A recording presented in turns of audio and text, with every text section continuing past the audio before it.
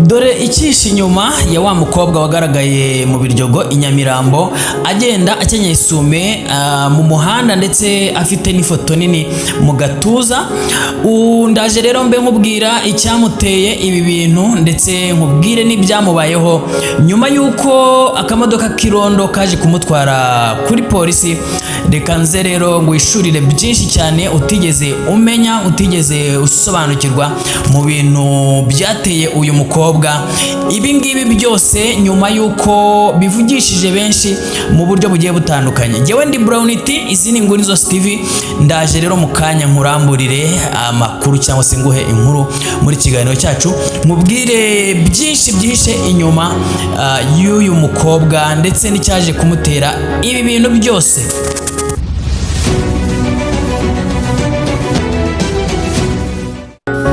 Yes, nguhaye ikaze muri izi nkuru ngiye kukugezaho ndetse nguhaye ikaze by'umwihariko wowe wamaze gukora subscribe kuri channel yacu mu biganiro ndetse n'amakuru tugenda tukugezaho umunsi ku wundi.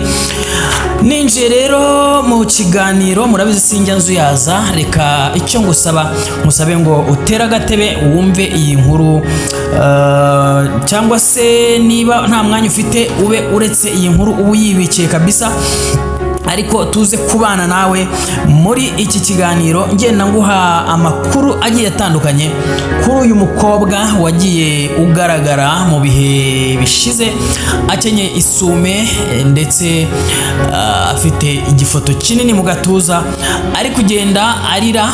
Ni Nyamirambo mu Biryogo aherekeza kuri Camp Kigali. Uyu mukobwa nibwo yaje gufatwa n'imodoka y'irondo iramutwara, ariko abantu ntibamenye aho yerekeye, ntibamenye ibyaje kubaho nyuma, ndetse ntibaje kumenya ikintu cyatumye uyu mukobwa yambara isume mu muhanda akagenda afite iyi foto mu gatuza. Bamwe rero bagiye babijyaho impaka, babivuga mu buryo butandukanye, bavuga bati uyu mukobwa ashobora kuba ari content creator, akaba arimo aratwika bya bindi byari byigeze kubaho abakobwa babiri baturuka ahitwa ku Muteremuko bagana Nyabugogo. Ngira ngo iyo nkuru narayibabwiye mu bihe bishize. Niba ushaka kubimenya ibyabanje kuri uyu mukobwa, usubire inyuma ku mavideo yabanje twamukozeho ikiganiro. Uyu mukobwa rero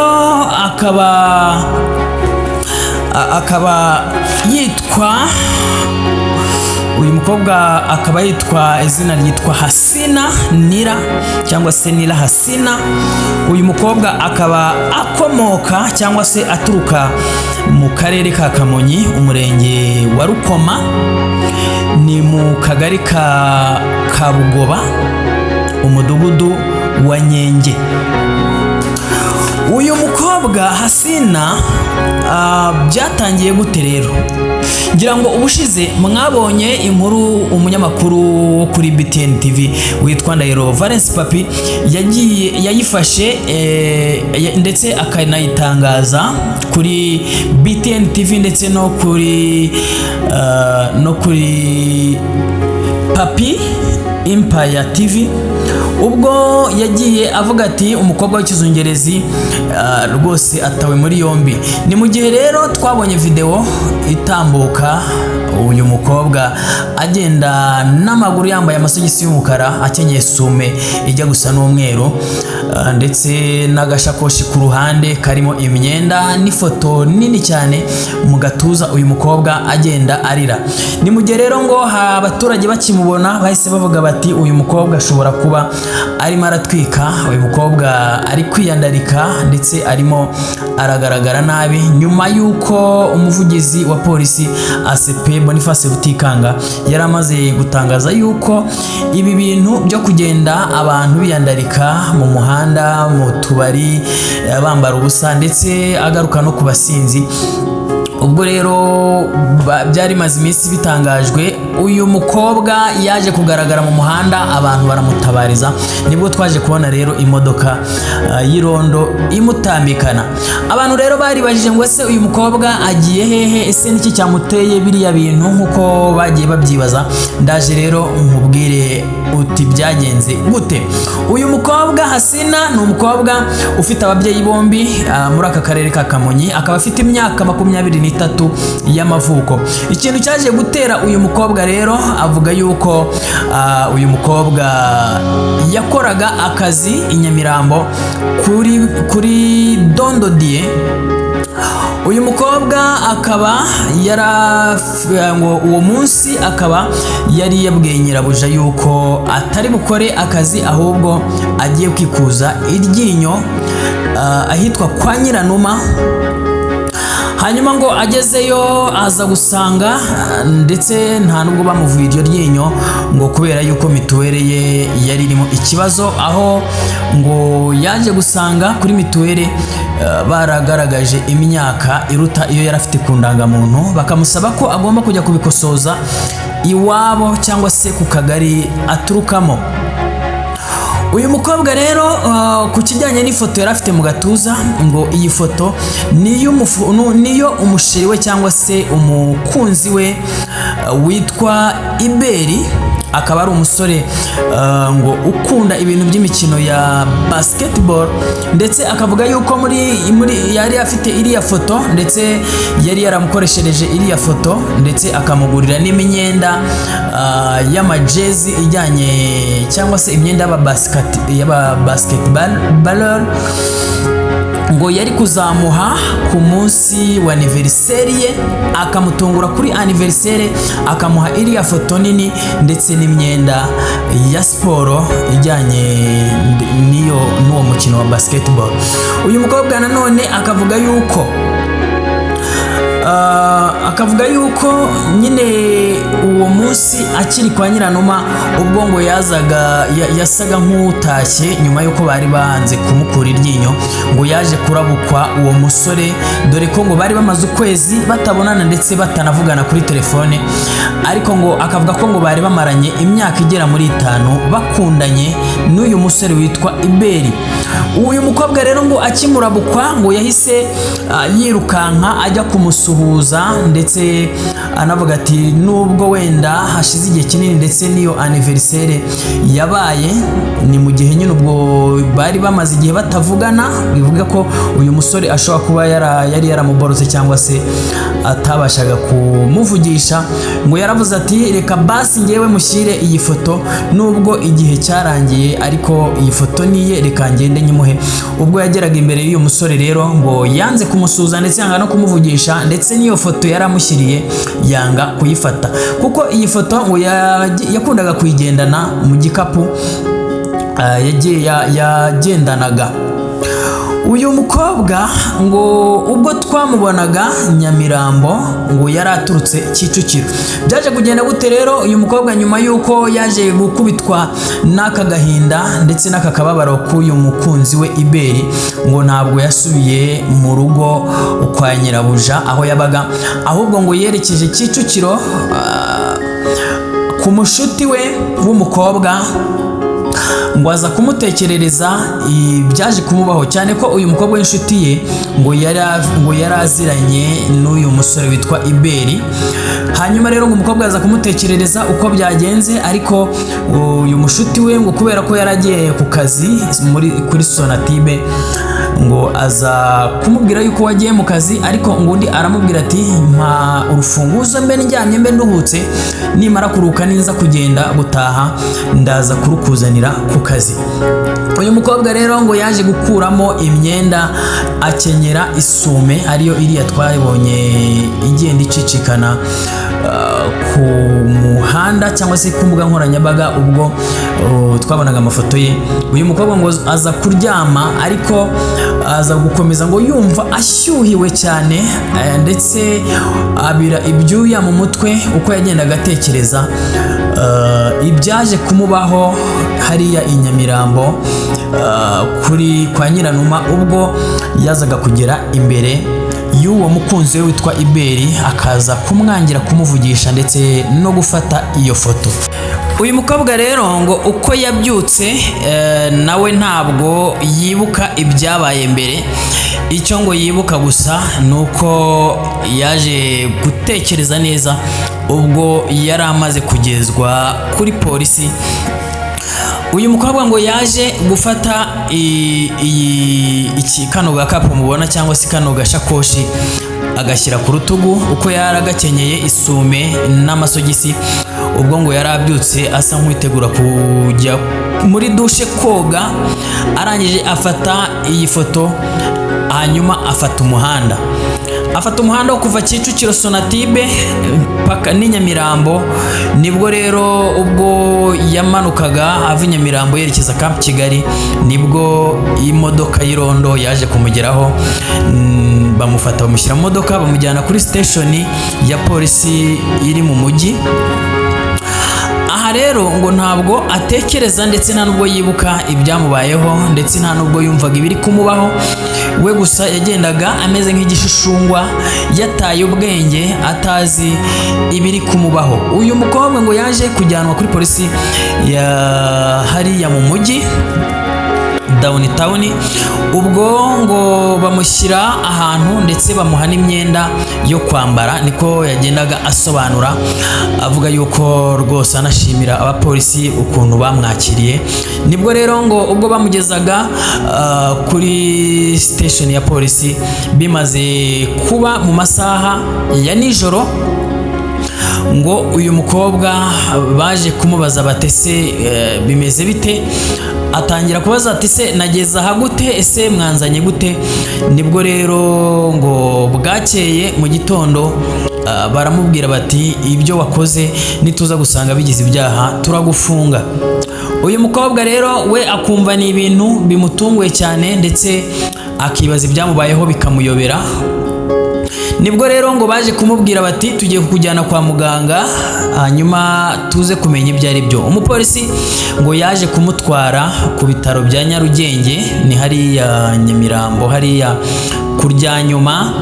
Arangije umuganga aza kumupima, ngo kuko bakekaga yuko biriya bintu ataba yabyikoresheje, bakekaga ko wenda yaba hari ibiyobyabwenge yaba yafashe bikaba byamuteye gukora biriya bintu, cyangwa se bakavuga bati nituza gusanga nta kindi kibazo yaba afite, turaza kureba niba yaba ari bya bindi byo gutwika, cyangwa se yabikoze wenda ashaka kugira ngo aze kumenyekana. Cyane ko ngo hari umuntu wigeze gutera komanteri kuri kiriya kiganiro cyafashwe na Ndahiro Valence Papi, avuga yuko ngo uyu mukobwa ngo yigeze guhamagara Kiramani amusaba ko yamushyira muri filime, ngo nuko Kiramani aza kumubwira yuko ashyira muri filime abantu bamamaye cyangwa se abantu bamenyekanye.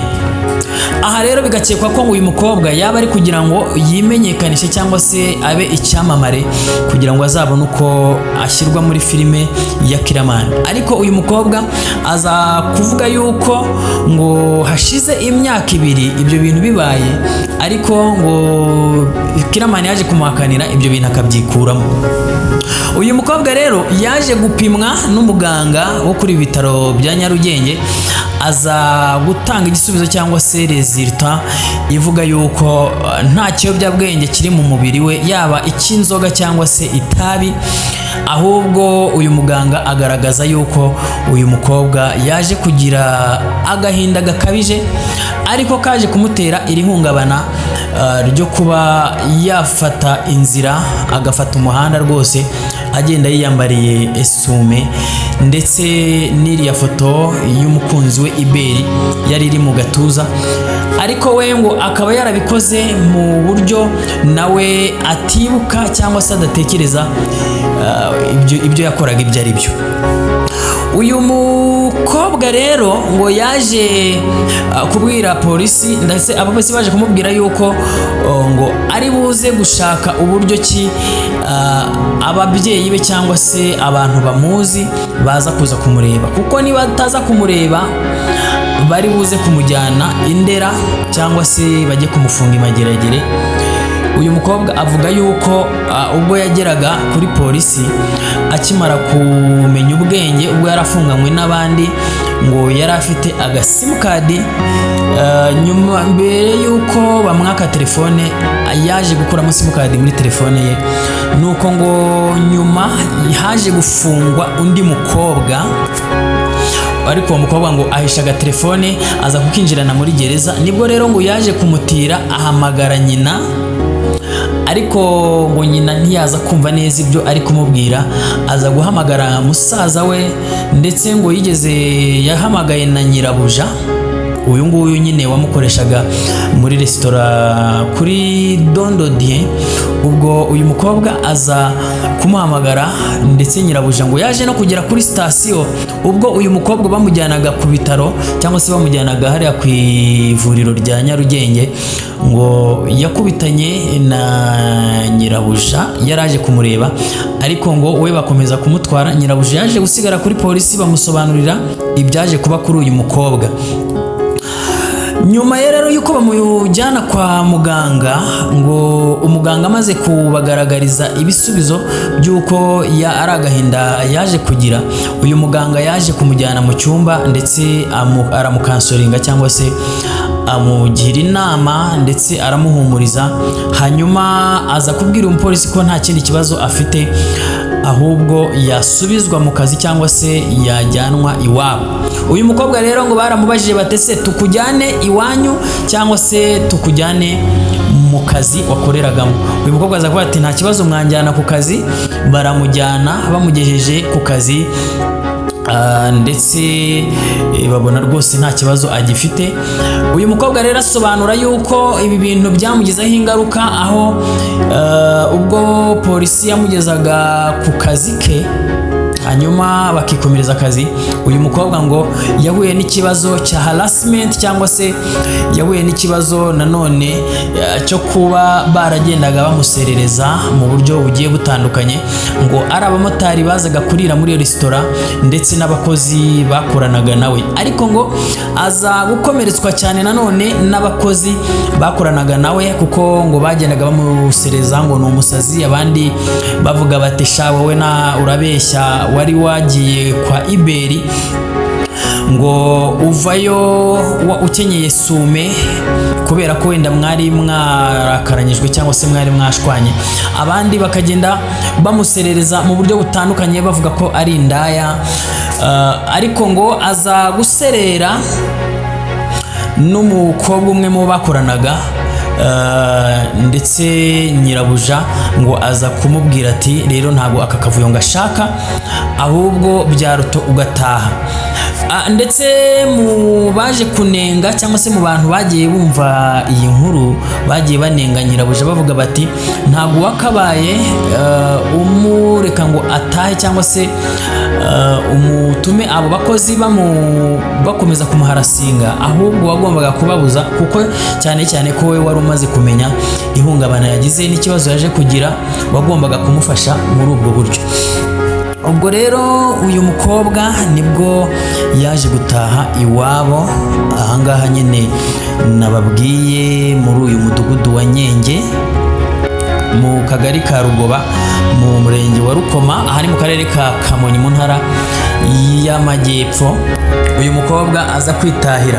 Uyu mukobwa rero agenda asobanura ko ndetse n'ubu ngubu agifite ikibazo cyuko mu gihe yamaze kugera mu rugo, n'ubundi ngo bitewe n'uko iyi nkuru yaje gusakara, ndetse mu gihugu hose hari yaje gusakara cyane n'iwabo ahavuka, avuga ko n'uyu munsi atarasohoka mu nzu, ndetse atajya apfa kuva mu rugo ngo abe yatembera ku muhanda cyangwa se aba yatembera muri karitsiye, bitewe n'uko uyu munsi agifite isoni ndetse n'ikimwaro, ariko cyane cyane atinya abantu bagenda bamuvuga amagambo agiye atandukanye y'uko byagenda bimwongerera akababaro ndetse n'agahinda. Ariko nanone akagenda avuga yuko ari kugenda yiga gake gake, agenda yikuramo uyu musore witwa Iberi. Ku rundi ruhande abantu bakagenda nanone bavuga bati uyu musore n'umwana mubi, uyu musore n'umugome, basi niba yari yaranamwanze iyo aza kwemera agafata ibyo uyu mukobwa yaramuhaye, bakagenda bavuga bati rwose yaramuhemukiye. Rero aya makuru cyangwa se iki kiganiro bagejejeho, izi nkuru nazikuye kuri channel yitwa Buryohe TV, ubwo mama Buryohe ndetse na papa Buryohe bari bagiye gusura uyu mukobwa iwabo mu rugo, ngo uyu mukobwa yaje kubahamagara babwira ati ni mwebwe nkeneye kuko ni mwebwe mwamvura ibikomere mfite, ni mwebwe mwampumuriza, cyane ko channel ya mama Buryohe ndetse na papa Buryohe ari channel ikunda kwigisha ibintu byinshi ndetse no kugira inama cyane cyane kuri ibi bintu by'abantu bari mu rukundo cyangwa se bari muri relationship. Ngaya rero amakuru nari nkuhaye cyangwa se inkuru nari ndimo nkubwira muri iki kiganiro cyacu. Abadukurikiye nkwibutsa wowe utarakora subscribe kugira ngo ukande subscribe kuri channel ndetse ukande like ndetse usharinge ibi biganiro byacu bigere kure. Njyewe nitwa Brown T, izi ni Nguni Zose TV, naho utaha.